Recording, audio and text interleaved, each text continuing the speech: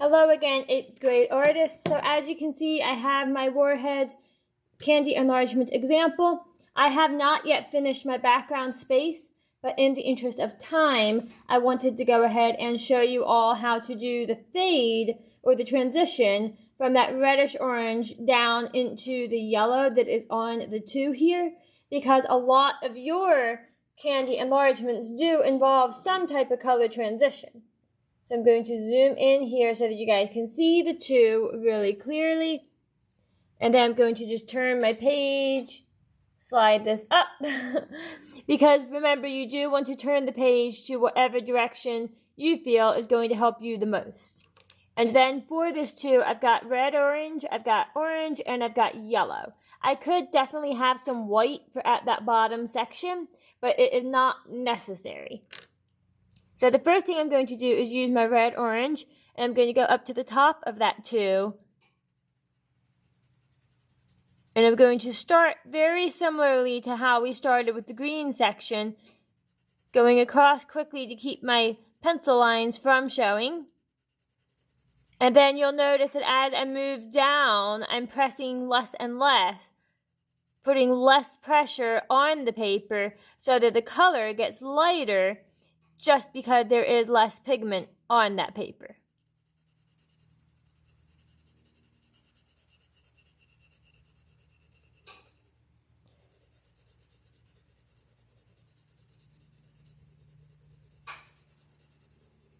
And then I'm going to go ahead and do just one more layer before I move into the orange, because one of the most important things when you are shading, as you will continue to see this quarter, is that you need to make sure you practice shading in layers.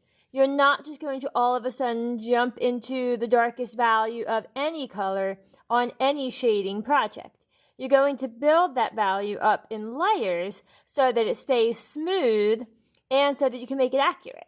Because chances are, if you jump in with too dark of a value, it's going to kind of mess up the rest of your project. Whereas if you start with a lighter value, it's much, much easier to make it darker through layers. It's very difficult, sometimes impossible, to lighten up a color once it is on the paper, but it's very easy and manageable to darken that color through subsequent layers, which is exactly why we want to make sure that even when we are shading with a relatively dark value, we don't start at that darkest dark. So here I'm just kind of going over things lighter and lighter as I move down, but keeping that transition as smooth as I possibly can, because I don't want an abrupt value shift there.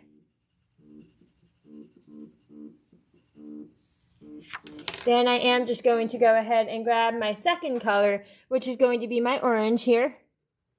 And I'm going to go directly back on top of that red, or the red-orange color. Build a layer of the orange on top and continue moving down that too. So you can see already that it is starting to get a little bit more accurate in terms of the color that I'm seeing on my reference image.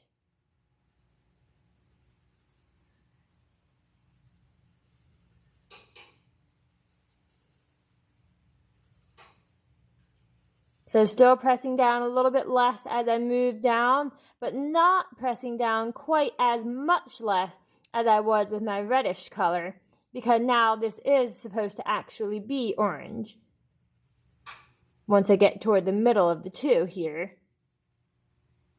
So I'm not pressing down super less, if that makes any sense, but I am pressing down a little bit less.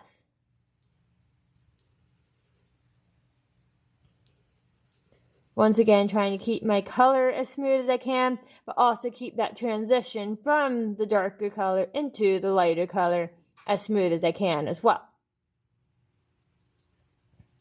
And now that's going to extend down a little bit more towards the bottom of the 2 than the reddish color did.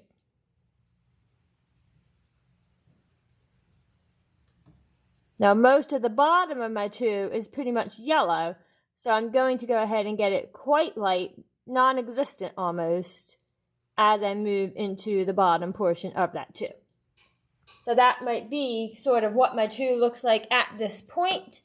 My next step is going to be to go back in with my orange once more, and especially around the edges of that 2, sort of brighten it up a bit. And you can see now that I am holding my pencil a little bit closer to the tip. It's not like this, but a little bit closer.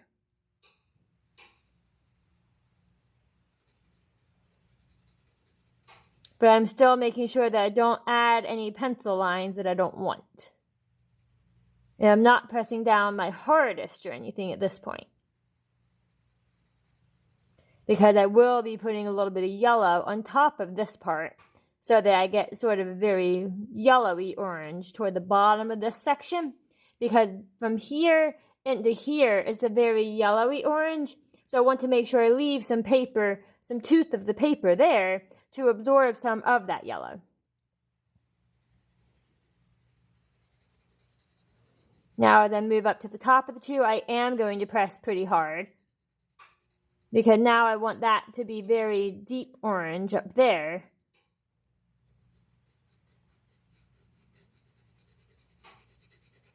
And then once again, it will get lighter and lighter as I move down that 2. Definitely feel free to turn the page. I'll scooch around so you can see. Because once again, especially when we are shading, figuring out which direction works best for you, shading in multiple directions to fill in the gaps, those are going to be quite essential to improving your shading technique. So now I'm just moving down that 2 in the opposite direction so that my orange becomes nice and bright without some of those white gaps.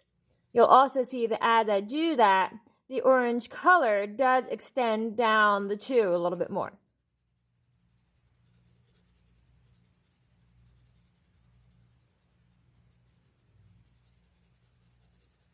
Now, if you get an area kind of like this, I don't know how well you can see that, but it's just where some of my original pencil lines had gotten erased because they were incorrect. But sometimes that indents the paper a little bit, so you'll have a bit of a white mark there.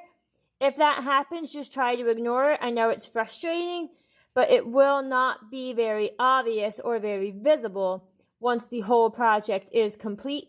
So I do not want you to go over it time and time again trying to make it go away, because what that's going to do is cause you to have the wrong color there or the wrong value there. And I would rather just see a little smidge of white than see a completely wrong color or wrong value because you tried to cover up one little line that is barely even noticeable.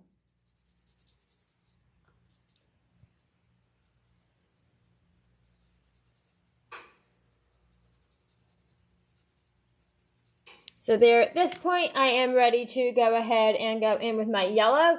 And I'm going to start at the bottom of that 2 this time and go ahead and start pressing down kind of hard. And then work my way up that 2. Going from outline to outline where I can. And then directly overlapping into that orange. And then the same thing up here. Pressing down pretty hard at the bottom of that part. Because at this point I kind of have to press down hard so that the yellow does show up a little bit there. I'm going to turn my page and kind of go into this the other direction now. Fill in some more of the little white gaps with the yellow as I fade up into that orangey section. And then I'm going to do the same thing on the bottom. Going in the opposite direction, pressing down pretty hard as I move all the way across that bottom sort of bar. And I'm going to turn my page. Because for me, I like to have the tip of my pencil on the outer edge of my shape, which is exactly what I did on this edge, the 2 here, and on this part now. Just because it helps me have a little bit better control over where I'm putting my value. or my color. So now I'm just going up into that 2, still once again pressing down pretty hard, kind of almost blending the yellow with the orange that is already there.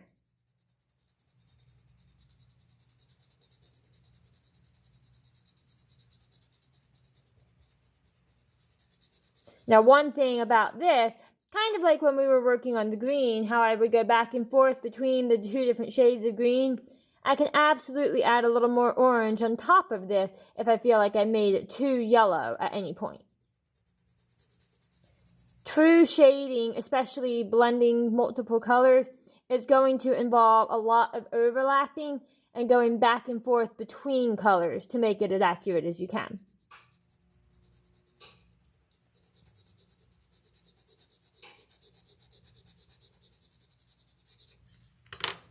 So I'm going to go back in with my orange just a little bit here. Not pressing down too hard, but just hard enough to put a smidge more of the orange on top of that yellow, and also to fill in a little bit more of those gaps between the colors.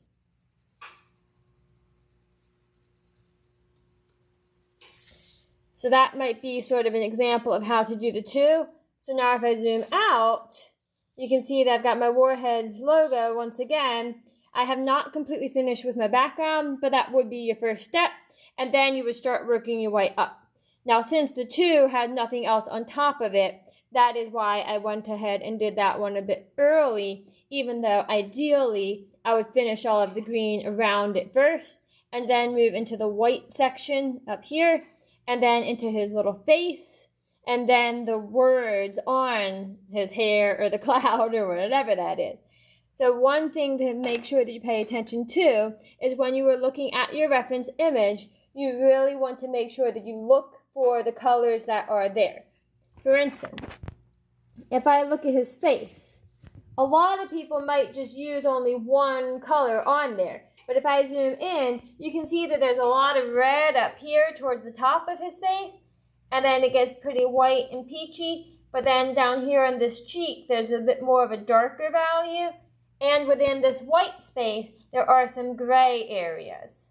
So you want to make sure, once again, that you are looking very closely at your reference image so that you can make it as accurate as you possibly can, so that your candy wrapper, candy logo, candy box is 100% recognizable.